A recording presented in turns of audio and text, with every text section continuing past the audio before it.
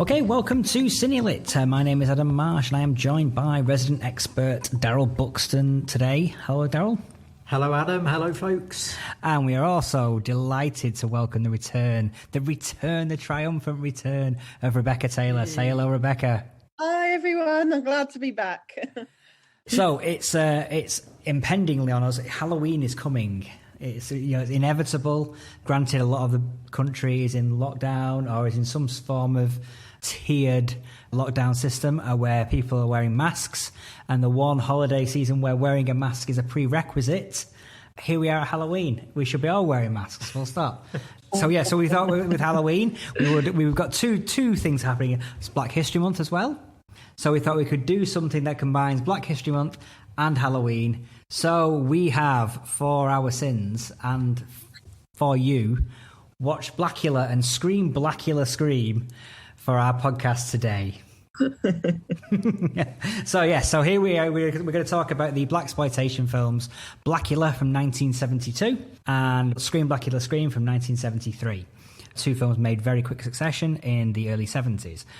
Probably we should maybe explain a little bit what blaxploitation is. Yeah, shall I give a... Yeah, let's go for it. I've got a little bit of background prepared, Adam. So, the blaxploitation trend started sort of around 1969-70, and this was where major studios had noticed that they were getting predominantly black audiences for certain movies, sort of action thrillers and cop movies and things.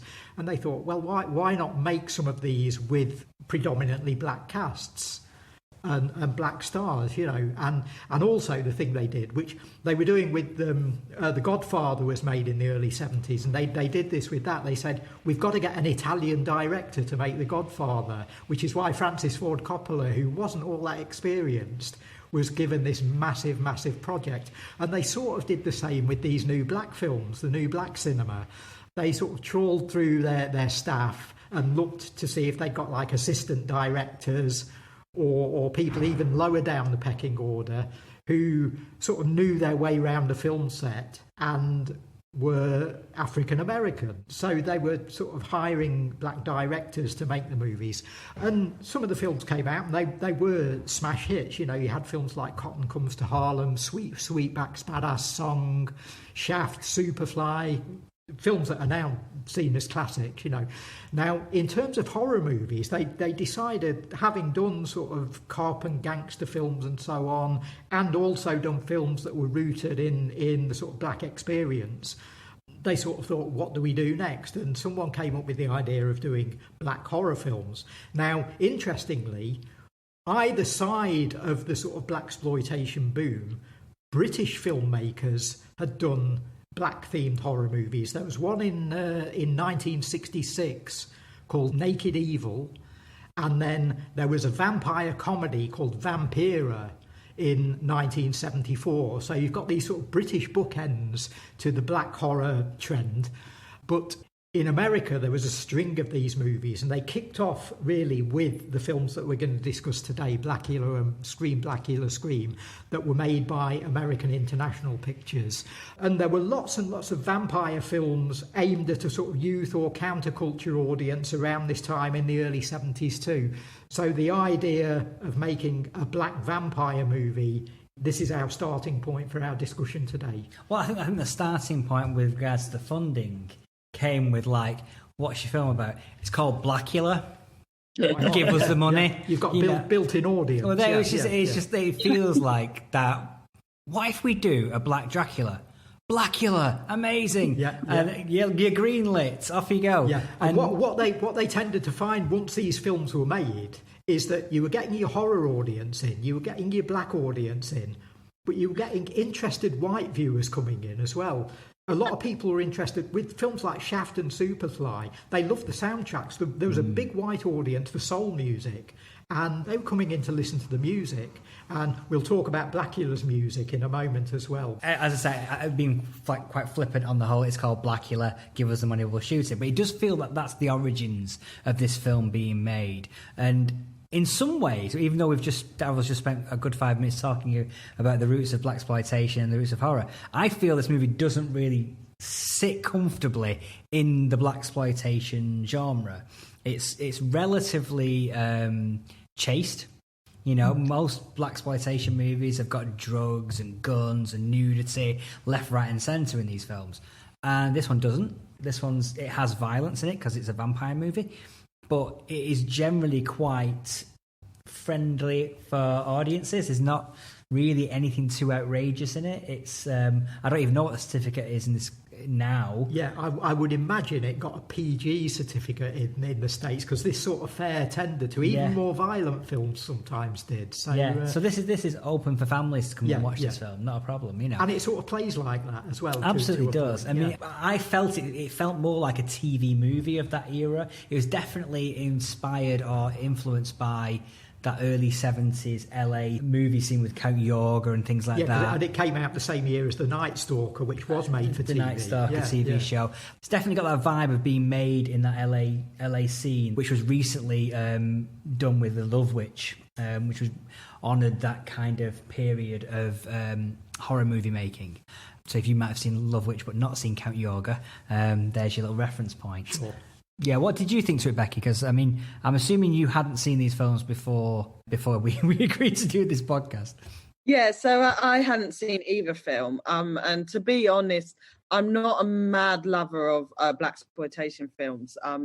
But I really enjoyed these two films. And I think it might be on what you just mentioned, in that they're quite tame for blaxploitation films, apart from some of the dialogue that's very suggestive and, you know, always referring to the female character's looks. It is very, very, very, I would say, tamer than the other blaxploitation films I've seen, and I kind of liked it. It was kind of it was just not to be taken seriously, as most blaxploitation films are.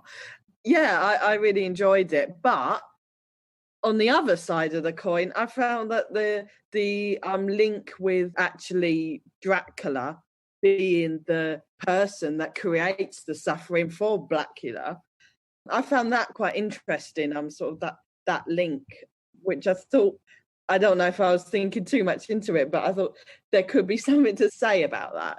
You know, the sense that the prince came to Dracula to ask him to help him suppress the slave trade, and that in doing so he became a slave forever, really, in the body of Blacula. But I think they do have a bit of a stab at social commentary, don't they? Yeah. Well, this was a big thing with Roger Corman, who's a favourite of the podcast, as listeners will know. And Corman was working at AIP prior to films like Blacula being made. He'd left by this point, but Corman had sort of left the template for the AIP exploitation movie, which was, you know, a bit of nudity, a bit of action, a bit of blood and guts, you know, and always throw in a bit of social comment, because the college crowd will love it, you know. And Blacula sort of follows on from that Roger Corman template, as a lot of the films made at this time do. But yeah, Becky's right in that it addresses the slave trade and it addresses possible abolition of that. And what we find out is that Dracula is not only the king of the vampires, but he's a racist. Yeah. So and here's this black couple who are aristocracy themselves, who sort of travel across to Transylvania to try and get his support. And as you say, he almost ends up being enslaved, you know, in a sense. What then happens is he is imprisoned in a coffin, and that then is transported over to California hundreds of years later, and he's awoken in traditional vampire fashion, you know, and he finds himself in this modern world, and the situation that he finds he's facing is pretty much the same as what he encountered in Dracula. He still finds that the black population have got this sort of suppression, and in the sequel film Scream Blacula Scream, he even addresses two pimps who he sees their actions as being appalling, and he actually gives them a lecture on the street before kicking their ass. He sort of lectures them about how what they're doing is basically enslaving their own class and their own creed, you know, and he accuses them of effectively being modern day slave masters, and then destroys them on the street, you know. So yeah, there is this social, political sort of undercurrent to the movies, and it's understated, and it's often sort of suppressed by the chance to do some vampire action, you know, but it's there. Yeah, I mean, in some ways, it is adhering to that formula of the AIP films, which probably stops it ever elevating it above its title. In some ways, you know, the title is always the best thing about it or the worst thing about it, yeah, depending on which way you approach it. Interesting thing about that is the film is called Blacula to get an audience in, because it's a great, cool title, but he hates being called Blacula, because that's a title that's been bestowed on him by Count Dracula, who has vampirized him and enslaved him. That's almost like a sort of plantation slavery movie where you've been given a brand by your slave master. You know, he's been called Blacula by his white domineering slave master, and it's a badge of embarrassment to him, and it's a badge that he wants to fight against. He addresses himself throughout the films by his own title, which is Prince Mamuwalde, and he gets everybody to refer to him as Mamuwalde, his African name. And again, that's interesting that they're selling the film as Blacula, as they sold the Frankenstein film as Blackenstein, but the character actually fights against that. It wouldn't have been surprising to me watching this film and it being called Blacula and watching it and then never referring to him as Blacula and it just being a title because it's about a black vampire. But they do go out of their way to actually have somebody in the film say the words so they can stick it in the trailer. So somebody in the trailer can say Blacula, and we've got that shot. Yeah, and him running around in the cape. Well, there is that as well. But you know, you don't have to actually call him that. It's just drawing attention to the fact. He's an interesting choice for Blacula, isn't he? Yeah, William Marshall. William Marshall, because he's a very Shakespearean actor, and he'd done a lot of TV. He'd worked on TV. He's probably better known to a generation of children for being the king of cartoons in Pee Wee Herman's Pee Wee's Playhouse. I mean, that's how I know him from. But he'd done TV over here. You know, he'd worked in cop and spy shows and things over here. Whenever they needed a black character, and if they needed particularly a distinguished one, someone to play like an African diplomat or something, or the king of a small country, you know, they'd get him and he'd fly over and he'd do it. And it's been pointed out that he's not your typical blaxploitation figure. You know, normally you'd get everybody sort of dressed in really cool clothes, you know, sort of mustard coloured wide brimmed hats and things, and great kipper ties and stuff, you know, flares and so on. And he comes in, as you say, Becky, he's wearing a cape because vampires do, but that's the one thing that gives him a sort of flamboyance and makes him fit into 1972. You know, everyone accepts him because who's this cool guy in the cape? We've never thought of wearing a cape before, you know. But then he opens his mouth and they're all giving it the jive talk, and he comes out talking like Othello, you know, and he sort of doesn't fit, but because he doesn't fit, it gives him a very stately, very aristocratic presence, you know, and the women in particular all sort of fall for that, and they all, who's this amazing guy, you know, he's different to the guys that my brother knocks around with on the street corner, you know, or the local drug dealers or whatever.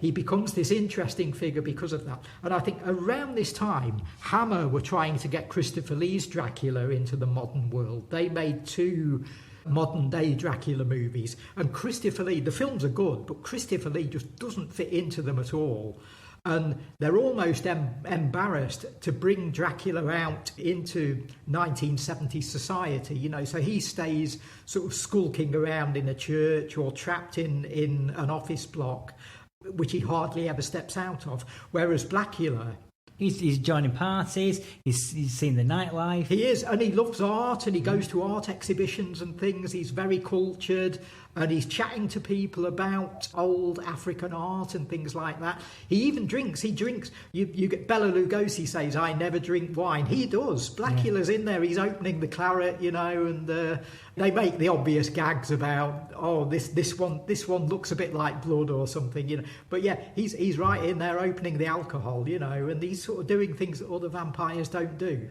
So it was a hit, I'm assuming, because they made a second one.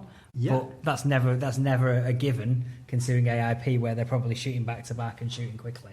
Yeah. And as I say, I think the soundtrack may have contributed to the success, because there's a great soundtrack by Gene Page, which is funky as it gets. It's absolutely marvellous. I hold my hand up and say I'm the proud owner of the soundtrack album, And not only is there this great funky Gene Page soundtrack, but there are 3 songs, and they're performed on screen in the film by the Hughes Corporation, who the following year invented disco with their hit Rock the Boat. But this is pre-Rock the Boat, it's pre-disco, it's when they're still a soul trio, and the songs that they do are, again, just fabulous. And they do them on screen, which might be a bit unfortunate, actually, because the songs are superb, but you actually get to see them dancing in the nightclub, and they're not the best dancers in the world. So that's got its own entertainment value, I think. But yeah, the music for the film is just fantastic.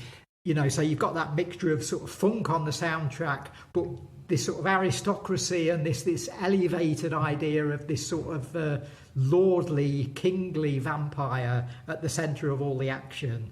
And the two play against each other really well, I think. I think it's one of those interesting ones where you get in a lot of Hollywood movies at the time where they were trying to bring in black culture into their films. You'd have it's a white cop movie and he has to go down to Harlem to check something out, and they film a nightclub scene in Harlem, and it's the most cringe-worthy thing you can see, where they just don't get it at all. It's just like, oh, it's terrible. This is almost like an inversion of that, where you have these amazingly vibrant nightclub scenes and amazingly funky music, and then you have them go back to the cop shop. You have them go back to the police station, and it feels so odd and weird and white, but it just feels, even from the black and white side, it just feels like you don't know how to shoot a cop scene, do you? Yeah. Well, this comes back to the point I made earlier about how the studios, they came up with this idea of let's make black movies, and what they said was let's hire black directors to do them. So they got William Crane to direct this. Now, all William Crane had done in film before was he was an intern on a film called Brother John in 1971. And someone obviously pointed at him on the lot one day and said, "Oh, we're making Blacula. He'll do." Had he not done the Mod Squad before that on TV? He'd worked in TV. Yeah, he'd done Mod Squad and a couple of other shows. Yeah, so he was a sort of face who was known, but basically he was sort of picked out in the way that Coppola was. Coppola had got a little bit of movie experience, had made 2 or 3 films. He'd done sort of Finian's Rainbow and stuff. But yeah, the idea that he would get to make The Godfather was unthinkable, other than the fact that he was Italian and that's what they wanted. It was him or Martin Scorsese, So William Crane was sort of plucked out and plonked behind the camera on Blacula and called the shots. But because of that, I think that may be why you're getting a more authentic black experience in the movie. And instead of it being the cliches, there are cliches there, but they're a little bit more understated than usual. Yeah, I mean, but those cop scenes still feel like something off Police Squad. Oh yeah, and again, this is William Crane's TV background coming in. I think that's why you've got that. So we had a black director for the first one, which they rectified, I guess, in true Hollywood fashion. They changed their minds on having black directors be the driving force of these kind of films fairly quickly into the run of blaxploitation, I guess. And for the sequel, Scream Blacula Scream, we had a white director. And he's the director of Count Yorga, Bob Keljan. That's right, yes. Yeah. So do we know what the thinking was behind that? Was it just, this guy's done a vampire movie before, he'll be perfect. I think he'd had a hit with Count Yorga, and then there'd been a sequel, Return of Count Yorga, and he was seen as a safe pair of hands. Yeah, having said, hey, we're making a black movie, let's get a black director, it was, we're making a vampire movie, let's get the guy who's the vampire expert. So we got a sequel, and the budget levels, I guess, is upped. I'm not sure whether you see that on screen, but for an AIP movie, it's definitely upped. And the cast gets rounded out. We get Pam Grier in the second one. Pam Grier, arguably the leading lady of blaxploitation. At the time she did Scream, Blacula, Scream, I think she was sort of just emerging then. She was coming out of doing bit parts. She'd had a couple of leads or semi-leads. And this was the same year that she did Coffee, which was like her big breakthrough movie, and then led to Foxy Brown, which sort of exploded. But Pam was a sort of known quantity at that time, but she was still at the point where she would do one film where she was sort of the lead, or at least the lead female, and then she'd maybe go back to a film where she was sort of seventh on the bill and playing a bit part. I mean, the same year she did this, she was in a film called Twilight People, where she basically played a half woman, half panther. She steals the movie, even in a role like that. She's the best thing in the film, but she's relegated way down the cast to playing this panther woman. And then she'd do Coffee, and then she'd do Scream, Blacula, Scream. So she's not quite Pam Grier, blaxploitation superstar at this point, but she's getting there. But what I mean is she's a named quantity at that point. She'd done leading roles. She's big enough to her name on the poster would have drawn in more of an audience. Yeah. What are your thoughts? I mean, I love Pam Grier. I think we need to probably do a podcast dedicated to Pam Grier. I'm well up for doing that. But what's your thoughts on Pam Grier being of a younger generation? Well, I think that she's very cool and like kick-ass in the blaxploitation films.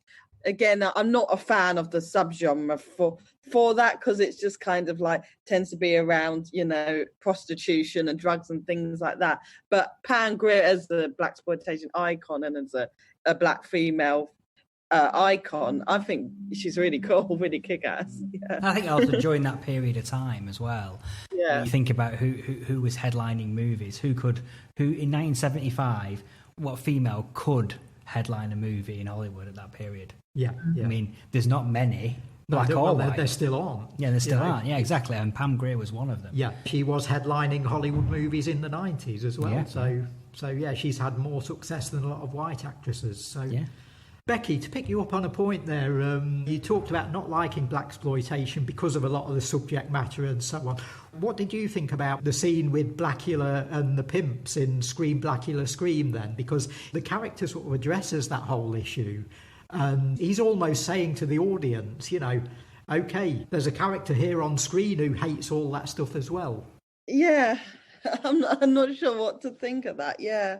Because that's what I'd say, like, the thing that was different about it is that they're is more intelligent and like a gentleman, and like, because in Blacula I thought, he's going to bed all the women and everything. And in the second film, it's just, I like that image. He seems to have a sort of responsibility, and he's got a cultural standing, and he's there almost representing a certain lifestyle and hating what his people have become, and commenting on that. But of course, what you get there is, in order to have a character who is berating and criticising the pimps, you've got to have the pimps on screen as well. So it's almost having their cake and eat it. So that's a method for the two films in itself, because Blacula is a sympathetic character in many ways. He was a prince in Africa,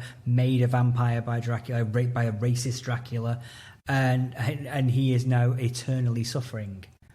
Equally, he does kill a lot of people in these movies. So what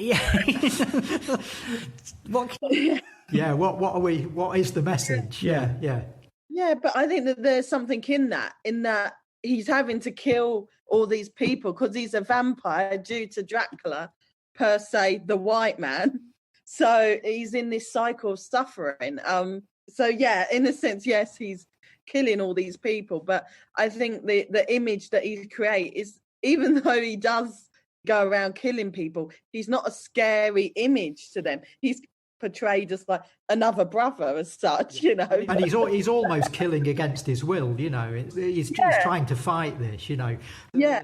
I've got to admit, although it's great to have a sort of cultured character stepping into the world of the blaxploitation film, when they do the blaxploitation cliches, I think they play on them very well. There's the character who Blacula vampirizes, or who Mama Walde vampirizes, who then becomes like his Renfield type assistant.